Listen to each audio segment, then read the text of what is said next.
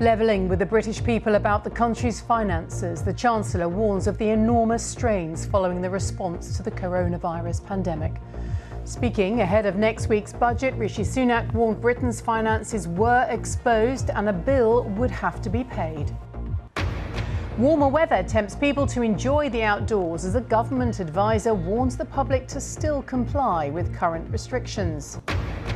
Military honours for Captain Sir Tom Moore as his family bid him farewell. You may be gone,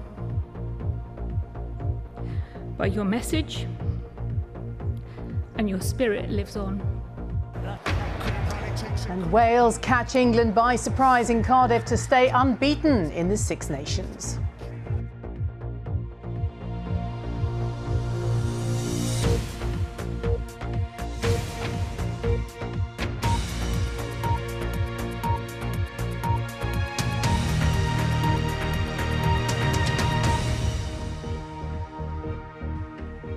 Hello, very good evening to you. The Chancellor, Rishi Sunak, says he will level with the British people.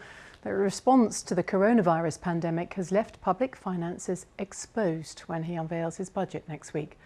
The government has borrowed £271 billion this financial year, and some are urging him to raise taxes. Labour have said support programmes should be extended to give businesses breathing space. Our political correspondent Damien Grammaticus reports. A year into this pandemic, is an end in sight? Perhaps. And as the mood lifts, a question: when should the massive support given to the economy stop? A year ago, Rishi Sunak delivered his very first budget as Chancellor. Since then, he's had to borrow £270 billion, a record. We're setting up a new coronavirus job retention scheme. For now, this national debt is relatively cheap to pay back, but if interest rates rise, that will change. Today, the Chancellor said that's why in his coming budget he wants to talk about levelling with people about the public finances and our plans to address them, adding all of us Conservative MPs are elected by the British people because they trust us to run the economy responsibly. Labour says the government's overseen the worst downturn of any major economy despite all the cash it's spent. Now is not the time to withdraw support for hard-hit firms and families. The Chancellor is preparing new measures. So I'm supposed to pour this milk in the yogurt? Farabi, who still lives at home with his family, could benefit from a new scheme in the budget to help home buyers with small deposits get a mortgage. A junior doctor in London, Farabi hasn't been able to afford his own place. On NHS salaries, I'm on the higher band being a doctor. People who are carers, people who are nurses, physios, etc. If you don't help the rest of us on low incomes purchase property, then you're in a sticky situation where you could be renting for the rest of your life. And the Chancellor is facing pressure on all sides. There are some Tory MPs who won seats off the opposition at the last election who want more spending to level up more deprived areas. The Labour Party, along with businesses and unions, say any tax rises now could choke off any recovery. And others who say we should start paying down all that debt now. Every sensible person knows that this spending we've embarked on, say stop the economy collapsing, it's taxpayer spending. And if we don't get it under control before inflation then comes back and then interest rates go up, we'll face a financial crisis. All this is a sign that as the immediate crisis recedes, its after effects will linger on people's health and jobs, the nation's well-being and wealth. Well, let's pick up on some of those points now with Damien. He has got a tough job ahead, of course. What can we expect to hear?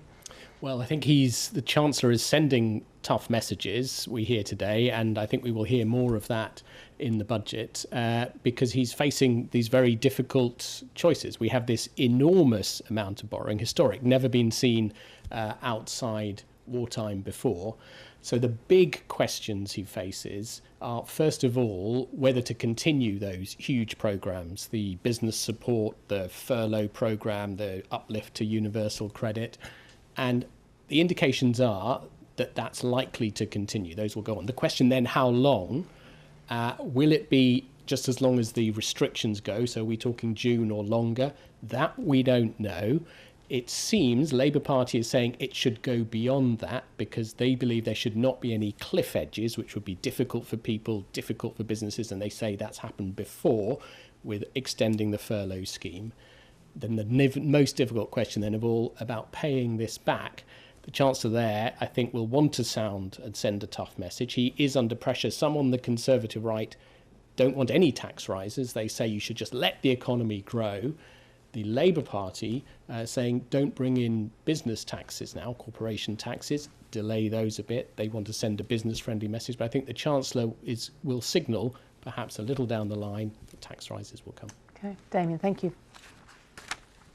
Well, let's get an update then on the coronavirus figures. With 7,434 new confirmed infections in the latest 24-hour period, it means an average of 9,263 cases per day were recorded over the past week. The number of patients in hospital with coronavirus across the UK dropped below 15,000 for the first time since mid-November. And in the past 24 hours, 290 deaths have been reported. That's people who died within 28 days of a positive COVID test. Now, on average, 334 deaths were announced every day in the past week, and it brings the total number of people who've died to 122,705. The vaccination statistics show 504,493 people had their first dose of a vaccine in the latest 24-hour period, with almost 19.7 million people having now had their first jab. While the number of deaths and cases then reported continue to fall, the Health Secretary stressed yesterday that 1 in 5 areas had still seen a rise in new cases. Today, people were out enjoying the warmer weather as one government advisor urged the public to keep to current COVID restrictions. With more, our health correspondent Catherine De Costa. Out in York, enjoying the early spring sunshine. After a tough winter lockdown, hopes are high with new freedoms in sight. But like some areas, the city's seen a slight increase in cases in the last week, and health officials have urged people to stick to the rules. In York, people are still doing their best, but I think the more the restrictions are lifted, it'll be more tempting to bend those rules a little bit. I think everyone's sticking to the rules to the best of their ability, really. I think it probably is a bit unfair to suggest, I don't know, if someone bends the rules ever so slightly that they're some kind of criminal. Those advising the government on how to ease restrictions say the message needs to be clear. We still have a very high level of transmission, and we also have new variants coming along. In this situation, it's absolutely vital that everybody keeps up their guard in terms of social distancing, in terms of wearing masks when needed, hand hygiene, all those measures that will protect yourself and protect others. COVID cases have been falling in most regions, but they're still at a high level. And in some areas of Northern Ireland, Scotland and England, they've risen in the last week. Take South Holland in Lincolnshire. It had 199 cases per 100,000, an increase of 22%. In Tamworth in Staffordshire, it had 250. That's an increase of 31%. And in North Warwickshire, it had 247. Cases there rose by 34%. The local council leader says cases there have been bubbling up in recent weeks. We have a number of distribution centres in North Warwickshire, and certainly we've seen some increases in those. We've also seen them in supermarkets as well. We're looking at working with employers to help us to identify any outbreaks immediately and to manage to close down those as quickly as possible. There are brighter days ahead as more of us are vaccinated and pressure on hospitals is eased. But we'll have to wait a little longer yet before we can get back to enjoying something closer to a normal life. Catherine De Costa, BBC News. The Scottish Labour Party's elected Anas Sarwar as its new leader. He won the vote by nearly 60% and will replace Richard Leonard, who had been in the post for the past 3 years. Mr Sarwar said the party under his leadership would focus on what unites the country, not what divides it. Now, the funeral of Captain Sir Tom Moore took place today, with his family paying tribute to the veteran and charity fundraiser. Sir Tom, of course, captured the hearts of the nation after raising tens of millions of pounds for NHS charities by walking 100 laps of his garden before his 100th birthday. He died earlier this month. Our correspondent John Maguire has the story. His was a story born out of lockdown. And as the hearse left his house this morning, pandemic restrictions meant people adhered to the family's wishes to stay at home. Soldiers from the Yorkshire Regiment, the modern equivalent of Captain Sir Tom Moore's wartime unit, who were with him as he made his famous journey, joined him once more as he made his final journey. He received full military honours. On the coffin, his medals, including his knighthood and a specially commissioned officer's sword. On one side, the regimental motto, "Fortune favours the brave," and on the other, his motto, "Tomorrow will be a good day." And in clear blue skies above Bedford Cemetery, the silence was broken by a flypast from a wartime Dakota. To us, he was a veteran and a record-breaking fundraiser who walked 100 laps of his back garden to mark his 100th birthday, raising almost £40 million for NHS charities in the process. But for his daughters Lucy and Hannah, he was first and foremost a father.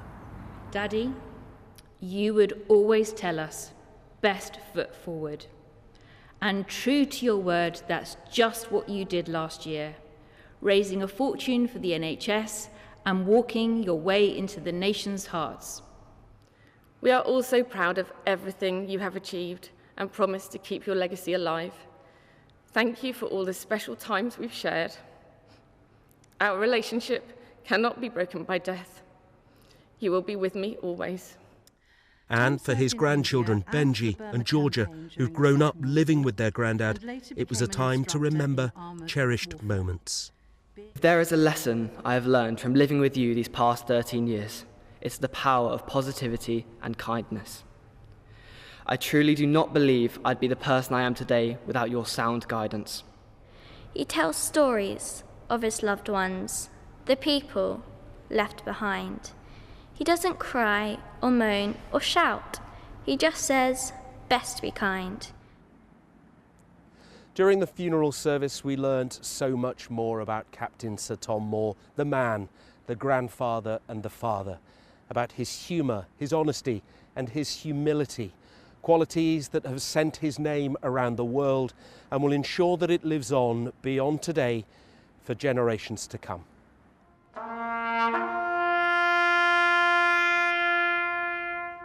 And he became a favourite for millions of people around the world who were inspired by his words and deeds to walk, to be kind and to support good causes. Walk on through the wind. Reassuring us all that we would never walk alone. John Maguire, BBC News, Bedfordshire. OK, let's take you to the sport now with Lizzie Greenwood-Hughes, who's at the BBC Sports Centre. Hi, Lizzie. Hello, Kate. Thank you. Good evening. Wales have beaten England to win the Triple Crown in Rugby Union's Six Nations Championship. They won 40 points to 24 in Cardiff, their highest score against England. Our correspondent Jo Wilson reports. From Cardiff, implications stretch far. One Jones, Eddie, wants England to be the best in the world, but it's this Jones, Alan Wynne, in sight of the Six Nations. When this penalty reached Josh Adams to score, England's players were locked in a conference. Captain protested. "Ref, you told me to talk to my team, then you played on," basically. You've got to give us time to Please, I talk first, OK? Michel Gazer regretted Rianne. OK, next Liam Williams gathers up a loose ball and crosses the line, but had it been knocked forwards by Lewis Rees-Zammit or down onto his leg? Try, said the officials. OK, thought Rees-Zammit. Well, England got themselves back into the match, firstly through Anthony Watson. They actually levelled the score in the second half, Ben Youngs and Belief, briefly. But England kept conceding penalties and Callum Sheedy kept kicking them. Wales finished with 4 tries and an overwhelming victory. They also got a trophy. When you beat 3 home nations, they give you the Triple Crown. 3 weeks ago, no one really gave Wales a hope. I think we've shown character in the previous 2 games, and we're not going to say we haven't had a bit of luck as well. Bounce of the ball and decisions, what have you, but if it wasn't us, it would be someone else. So I still truly believe we're not the finished article. We weren't good enough on the day. We might have had some tough calls. We've got to be able to adapt to the game, adapt to the referee. If the referee's going to referee like that, we've got to be able to adapt to it. Adapting to losing was never England's plan. Now catch Wales if you can. Joe Wilson, BBC News. Ireland claimed their first win of the tournament, thrashing Italy 48-10 in Rome. They scored 6 tries in the one-sided contest, which was Italy's 30th consecutive Six Nations defeat. Scotland's match tomorrow has been postponed due to a COVID outbreak in the France squad. Match of the day and sports scene in Scotland are on later, so if you want to wait for the football results, then avert your attention because they are coming now. Manchester City have extended their incredible winning streak to 20 matches in all competitions. Today, they beat the in-form West Ham 2-1 to move 13 points clear at the top of the Premier League table. Pep Guardiola called City's run one of the greatest achievements of our careers. In the day's other matches, Leeds lost at home to Aston Villa, Newcastle drew with Wolves, and second from bottom West Brom beat Brighton, who missed 2 penalties. Celtic made a winning start to life without manager Neil Lennon. They held on to beat Aberdeen 1-0 in the Scottish Premiership.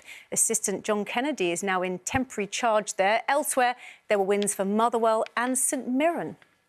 That's it from me, but the BBC Sport website has plenty more, including how Britain's Adam Yates finished second in cycling's UAE Tour despite crashing heavily. But that's it from me. Back to you, Kate. Lizzie, thank you. And that's all from me and the team here. The Chancellor and the Shadow Chancellor will both be guests on the Andrew Marr Show tomorrow morning at 9 o'clock on BBC One. But from us, it's a very good night. Bye-bye.